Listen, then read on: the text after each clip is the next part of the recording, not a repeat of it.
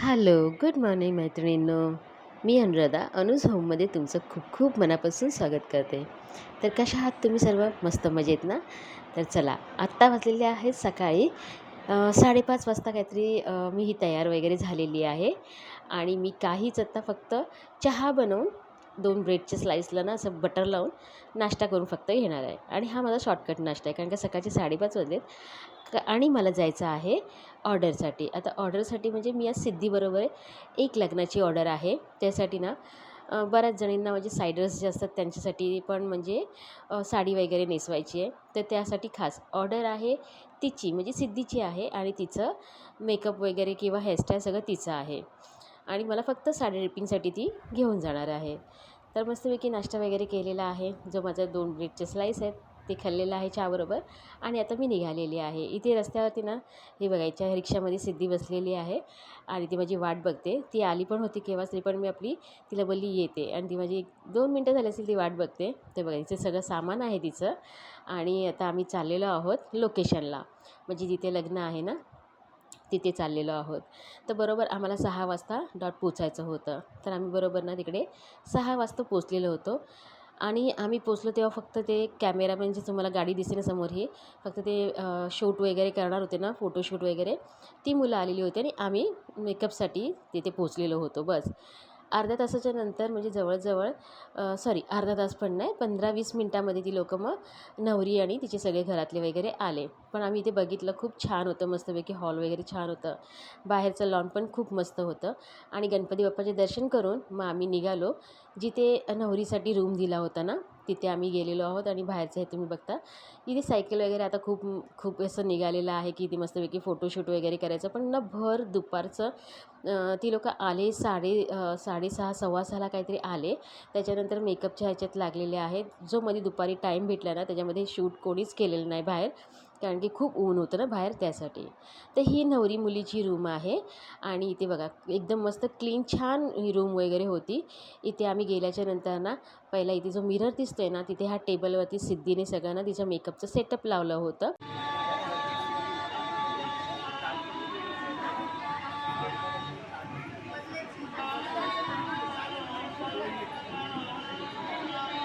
इथे छान सिद्धीने ना नवरीला हेअरस्टाईल आणि मेकअप केलेला आहे. मी नऊवारी नेसवून दिलेली आहे आणि एक विधी होती, ती विधी आटोपण्यासाठी नवरी स्टेजवर गेली. इथे आम्ही नाश्ता वगैरे करून घेतला आणि दुसरा लूक दिलेला आहे त्याच्यामध्ये मंगळाष्टकं बोलतात ना, तेव्हा तो एक लूक दिलेला आहे नवरीला.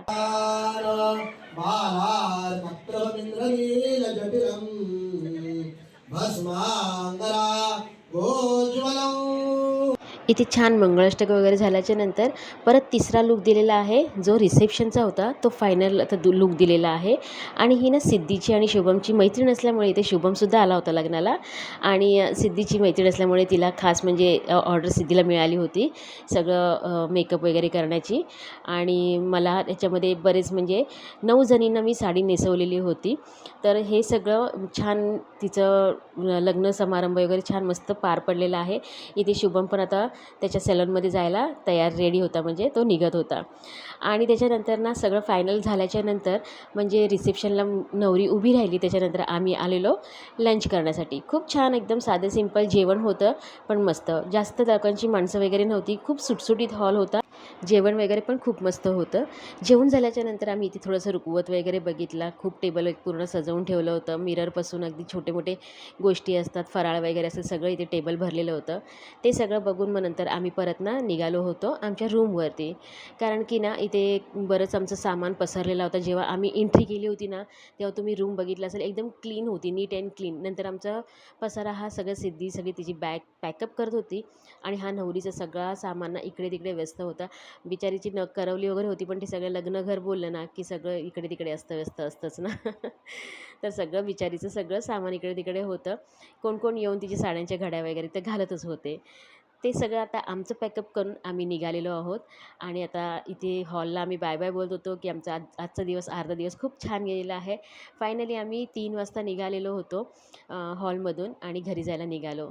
त्याच्यानंतर ना आता घरी आल्याच्यानंतर ना इतका दुपारचं म्हणजे मी जवळजवळ मला 3:30 वाजले घरी यायला.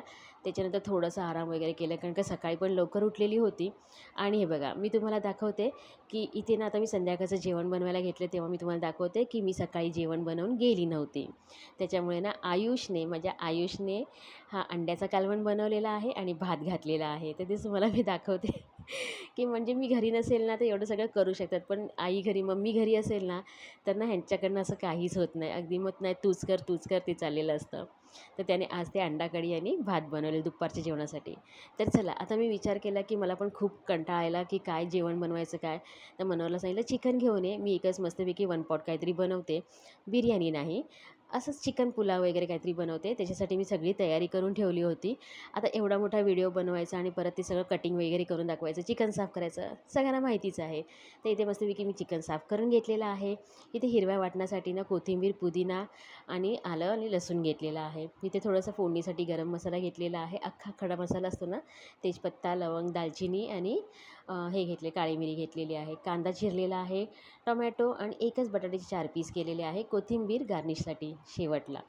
तर इथे मस्तपैकी तेल गरम झाल्याच्यानंतर ना मी हा कांदा घातलेला आहे की जेणेकरून मला हा कांदा फोडणीसाठी पण मिळेल आणि नंतर वरून मला थोडासा घालायचा आहे ना भातावरती त्याच्यासाठी पण मी इथे हा कांदा मस्तपैकी फ्राय करून घेतलेला आहे. यातला थोडासा आता मी काढून घेते की वरती मला नंतर शेवटला टाकायला मिळेल भातावरती. छान याच्यामधून हा म्हणजे असं थोडंसं ब्राऊन करून घेतलेला आहे. तुम्हाला दिसतच आहे की किती प्रकारचं म्हणजे कशाप्रकारे ब्राऊन झालेला आहे. त्याच्यानंतर हा थोडासा कांदा मी बाजूला घेतलेला आणि त्या तेवढ्याच तेलामध्ये तेल मी अजून घातलेलं नाही आहे जास्त. ह्याच तेलामध्ये मी आता पुढे तो जो खडा मसाला होता ना सगळं ते फोडणीला घातलेला आहे आणि छान असा मसाला सगळा परतवून घेतलेला आहे. ऑलरेडी कांदा खूप मस्तपैकी ब्राऊन झाला होता, पण आता ती फोडणीला जे खडे मसाले घातलेत ना ते पण थोडेसे असे तेलात फ्राय झाले पाहिजेत. म्हणून मी 1च मिनिट असं स्लो गॅसवरती फ्राय करून घेतलेलं आहे. त्याच्यानंतर मी बटाटा आणि टोमॅटो आहे ना ते घातलेलं आहे आणि ते पण छान असं पूर्ण तेलामध्ये फ्राय होईल ना अशा प्रकारे छान असं म्हणजे तेलात परतून घेतलेलं आहे. त्याच्यानंतर ना मी ह्याच्यामध्ये जो हिरवा वाटण केला होता ना पुदिना आणि कोथिंबीर जे आलं आणि लसूण त्याची पेस्ट घातलेली आहे आणि छान ती पण तेलामध्ये अशी 1 ते 2 मिनटं छान परतत होती. पण असं मस्त हिरवंगार वाटण होतं ना त्यामुळे ना लवकर तो म्हणजे तेलामध्ये शेकलाच जात नव्हता. तर ह्याच्यामध्ये तुम्हाला दिसतं की मस्त अजून वाटण हिरवंच आहे असं 2 मिनटं परतल्याच्या नंतरसुद्धा. तर इथे परतून झाल्याच्या नंतर ह्याच्यामध्ये थोडंसं ना मी मसाले घातलेले आहेत. म्हणजे ह्याच्यामध्ये मी फक्त गरम मसाला घातलेला आहे, धने जिरे पूड घातलेली आहे आणि आपलं पुलाव मसाला असतो ना ते घातलेलं आहे. बस एवढंच घातलेलं आहे. ह्याच्यामध्ये तिखट घातलेलं नाही किंवा मी हळद घातलेली नाही आहे. तर एवढाच मसाला वापरून मी फक्त हा पुलाव बनवणार आहे. कारण का मला पुलाव बनवायचा आहे, बिर्याणी बनवायची नाही आहे ना. आणि काय झालं घाई गडबड झालेली आहे. हे सगळं ना ॲक्च्युली मसाले वगैरे सगळं चिकनला मॅरिनेट करून ठेवलं असतं ना तर अजून छान त्याचा पुलाव झाला असता. तर मी ते काहीच केलं नाही कारण का घाईघाईमध्ये मी फक्त फोडणीला सगळं घालत गेली आणि मॅरिनेशन मी करून ठेवायची म्हणजे विसरूनच गेले होते. तर चला एका साईडला मी चिकन असंच ठेवलेलं आहे आणि फोडणी पहिला सगळी तयारी करून घेतलेली आहे फोडणीची. आता ह्या स्टेजला ना थोडंसं मी दही घातलेलं आहे पण मी गॅस बंद केलेला आहे. नाहीतर गॅस चालू असेल ना तर गरम ह्याच्यामध्ये घातलं की लगेच दही ना फाटायला सुरुवात होतं. पाणी वेगळं होतं आणि असं एका साईडला पूर्ण दही वेगळा होऊन जातो. छान एक अर्धा मिनटं मी अशी मस्तपैकी सगळं मिक्स मसाला आणि दही मिक्स करून घेतलेलं आहे आणि ह्याच्यानंतर मी आता ह्याच्यामध्ये चिकन घातलेलं आहे. आता चिकन आणि मसाला आहे ना सगळा तो मी छान असा तेलामध्ये परतून मिक्स करून घेतलेला आहे. त्या टायमाला मी गॅस चालू केला होता. आता छान परतल्याच्यानंतर ह्याच्यामध्ये मी झाकण मारून ठेवलेलं आहे आणि थोडंसं पाणी म्हणजे ताटावरती पाणी घातलेलं आहे की जेणेकरून चिकन खाली लागू नये. आणि ॲक्च्युली ना झाकण आणि काढल्याच्यानंतर किंवा एक पळी फिरवायच्यानंतर ना सगळी वाफ येत होती. त्यामुळे खूप डिस्टर्ब झालं होतं मध्ये माझ्या कॅमेरावरती खूप वाफ येत होती. तर ठीक आहे चला होत असतं. आता माझ्याकडे हे नाही आहे त्यामुळे मला समोर खूप असं क्लोज घेऊन शूटिंग करावी लागते कारण का व्हिडिओ बनवायला लागतात. तर ते झाल्याच्यानंतर ना ह्याच्यामध्ये मी जेवढं पण गरम पाणी होतं ते गरम पाणी घातलं मिक्सरमध्ये जे वाटण घातलं होतं ना वाटून घेतलं होतं त्याच्यामध्ये पाणी मिक्स करून सगळं पाणी वगैरे ह्याच्यामध्ये घातलं जेवढं मला पाहिजे होतं. कारण का ह्याच्यामध्ये मला भात पण शिजवायचा आहे ना तेवढं मी पाणी घातले त्या प्रमाणात. चवीप्रमाणे मीठ घातलेलं आहे आणि छान एकदा परत ढवळून घेतलेलं आहे. मस्त अशी खळखळून उकळी आल्याच्या नंतर ना, म्हणजे जवळजवळ माझं हे 50% तरी चिकन शिजलेलं असेल. त्याच्यानंतर मी आता हा तांदूळ 15 मिनटं आधी भिजत घातला होता, म्हणजे धुवून व्यवस्थित भिजत ठेवला होता. ह्याच्यामध्ये पाणी नव्हतं ठेवलेलं, फक्त धुवून ठेवला होता 15 मिनटं. तो मी तांदूळ ह्याच्यामध्ये घातलेला आहे आणि छान तो असं मस्तपैकी परतून घेतलेला, असं म्हणजे फिरवून घेतलेला आहे. सगळा मसाला त्याला लागला पाहिजे अशा प्रकारे मी फिरवून घेतलेला आहे. आता इथे ना उकळी वगैरे आली नव्हती, त्याच्या आधीच मी ना म्हणजे सगळं मसाला वगैरे, कारण का याच्यावरती मला आता झाकण मारायचं आहे. ह्याच्यामध्ये मी मिरच्या, जे हिरव्या मिरच्या होत्या ना त्या घातलेल्या आहेत आणि माझ्याकडे तूप नाही आहे म्हणून मी थोडंसं ह्याच्यामध्ये बटर घातलेलं आहे. छान ते पण असं मी एकदा फिरवून घेतलेलं आहे, की जेणेकरून हा बटर आहे ना सगळीकडे, किंवा मिरच्या आहेत त्या सगळीकडे एकत्र झाल्या पाहिजे, इकडे तिकडे थोड्याशा गेल्या पाहिजेत म्हणून. आता याच्यावरती झाकण मारलेलं आहे आणि तुम्हाला आता दाखवते की हा अजून मला भात शिजायचा टाईम आहे.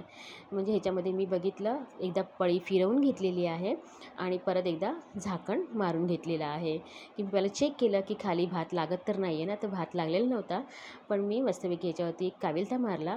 आता ह्यात एवढाच टायमामध्ये मी त्याच्यावरती जो मी तळून घेतलेला कांदा होता ना तो घातला आणि याच्यावरती मी भरपूर सारी अशी कोथिंबीर घातलेली आहे आणि परत एकदा झाकण मारून व्यवस्थित ठेवलेलं आहे.